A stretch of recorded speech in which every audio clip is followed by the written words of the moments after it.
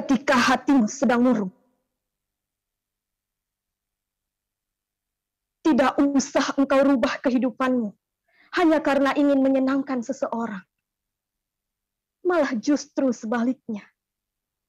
Orang lain yang harus engkau rubah untuk membahagiakan dirimu.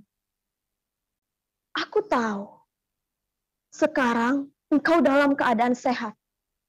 Engkau tidak sakit. Hanya hatimu sedang murung. Yang menyebabkan engkau murung adalah karena engkau telah mampu melihat hakikat kehidupan manusia yang sebenarnya di dunia ini. Mereka telah melakukan tindakan-tindakan kedunguan yang menyebabkan engkau terluka. Sehingga engkau memutuskan untuk menjauh saja dari mereka. Akan tetapi, kemudian mereka bertanya kepadamu seolah tidak punya dosa apa-apa. Mengapa engkau meninggalkan kami? Semakin bertambah usiamu, wahai kekasihku, engkau akan banyak mendapat pelajaran dari kehidupan ini. Terkadang, kejahatan datang dengan wajah yang sangat menawan. Tetapi sebaliknya, kebaikan kadang-kadang datang dengan wajah yang buruk rupa. Aku tahu, wahai kekasihku, banyak teman-temanmu yang tidak suka kepadamu. Tahukah apa sebabnya? Sebabnya karena engkau terlalu cantik. Bila engkau tidak cantik jelita seperti itu, mana mungkin banyak orang yang iri hati kepadamu. Demikian pula, bila engkau bukan perempuan yang punya kepribadian yang kokoh seperti itu, tentu engkau akan menangis terseduh ditinggal pergi oleh kekasihmu yang tidak setia itu.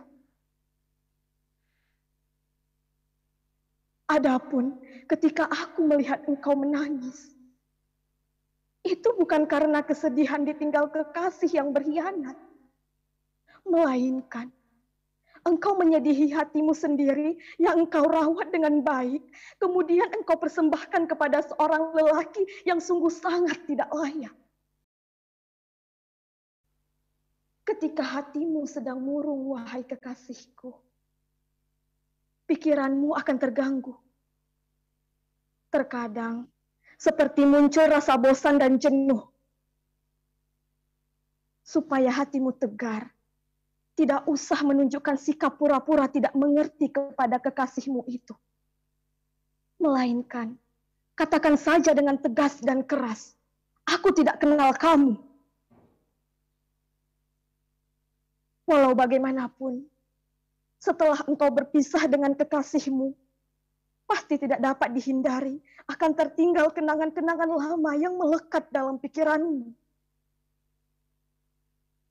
Biarkan saja kenangan melekat, asal jangan engkau tangisi. Menangis di atas puing-puing lama adalah bukan watak perempuan cerdas seperti dirimu.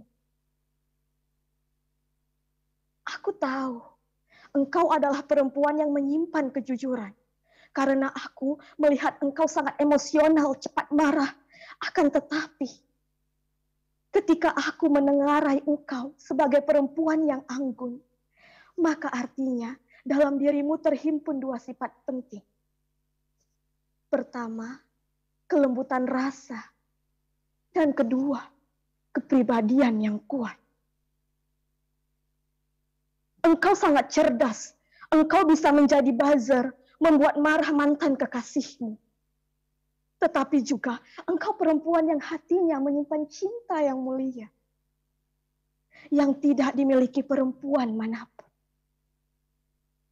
Seharusnya mantan kekasihmu mesti banyak belajar bagaimana memperlakukan dirimu.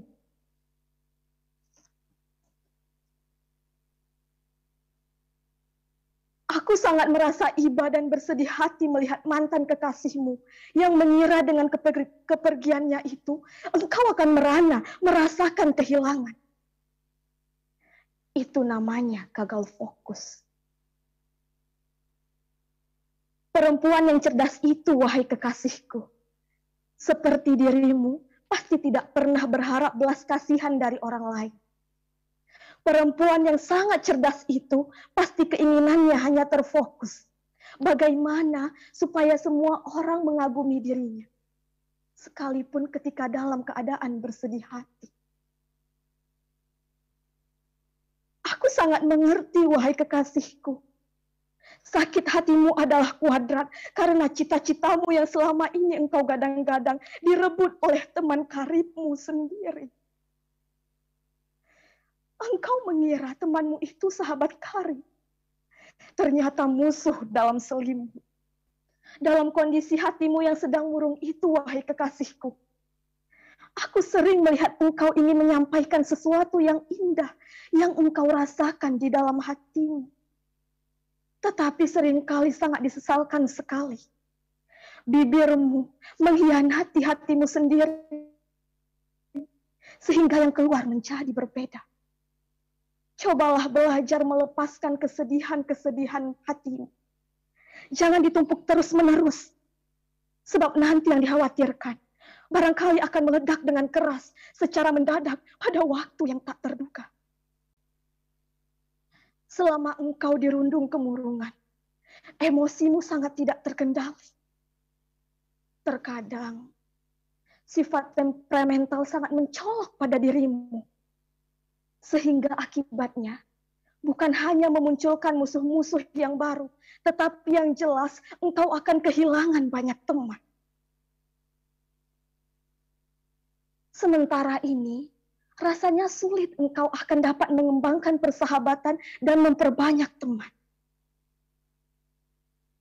Justru yang menjadi kesulitan dirimu sekarang adalah bagaimana caranya memulihkan kembali hubungan persahabatanmu dengan dirimu sendiri. Itu yang paling penting. Persahabatan itu ada dua macam, wahai kekasihku. Ada persahabatan biasa. Batasannya hanya saling menghormati dan menghargai. Yang kedua, sahabat sejati.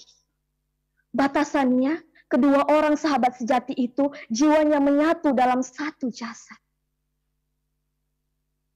Persahabatanku bersamamu belum berlangsung terlalu lama. Tidak pernah tinggal bersama-sama. Akan tetapi, persahabatan itu terbangun berdasarkan kedekatan hati dan merawat kesetiaan. Sekalipun tinggal berjauhan. Akhirnya, aku tidak dapat berbuat banyak untuk membantu dirimu. Hanya sekedar memberikan saran saja.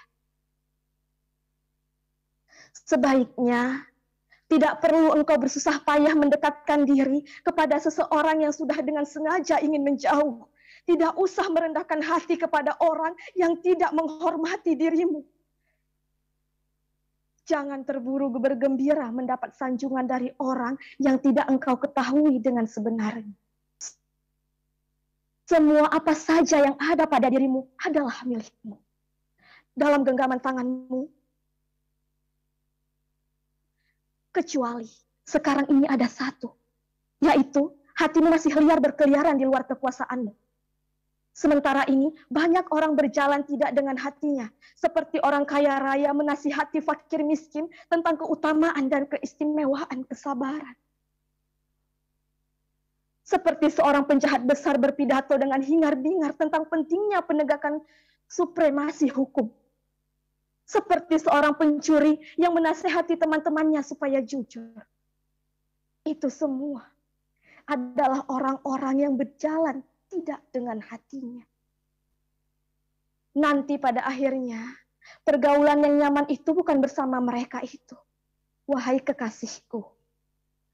Melainkan bersama orang-orang yang perbincangannya sederhana saja, tidak mengumpat orang.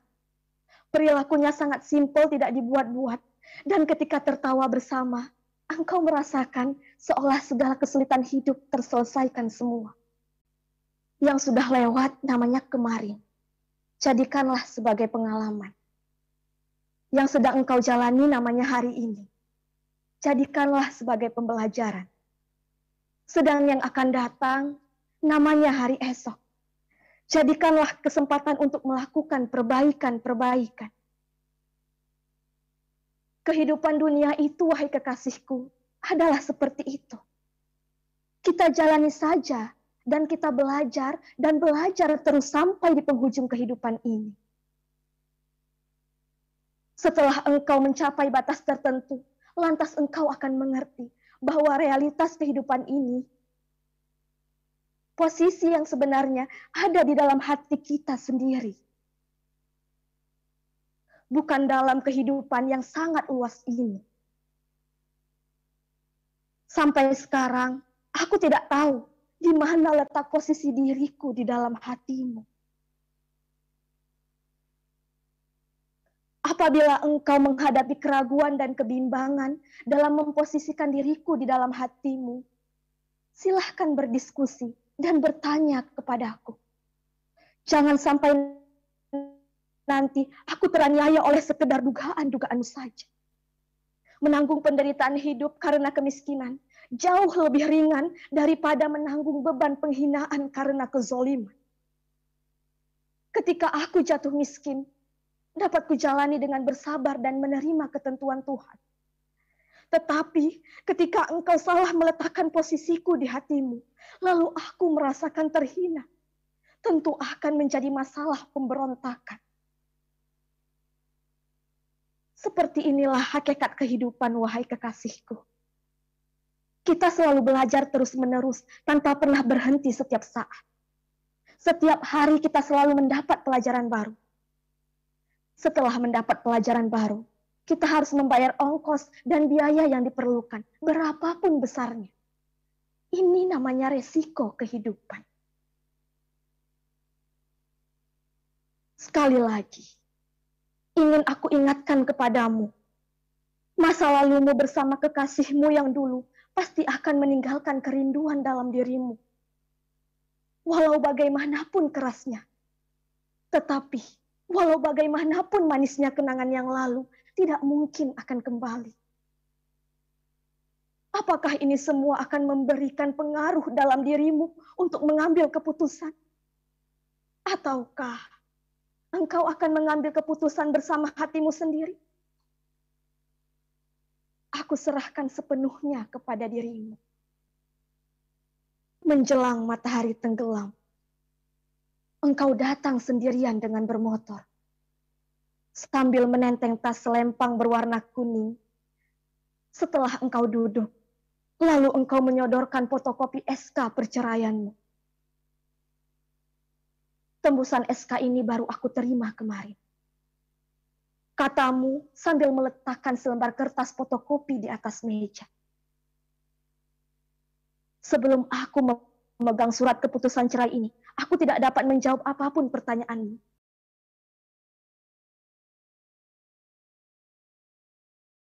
Itulah sebabnya, mohon maaf. Jelasmu, kemudian dengan singkat sambil bergegas ingin pulang. Karena musola di sebelah rumahku sudah terdengar keras krosok sound system. Siap-siap akan azan maghrib. Engkau kuantar sampai pintu gerbang. Sebelum engkau melangkah, engkau sampaikan pesan lagi.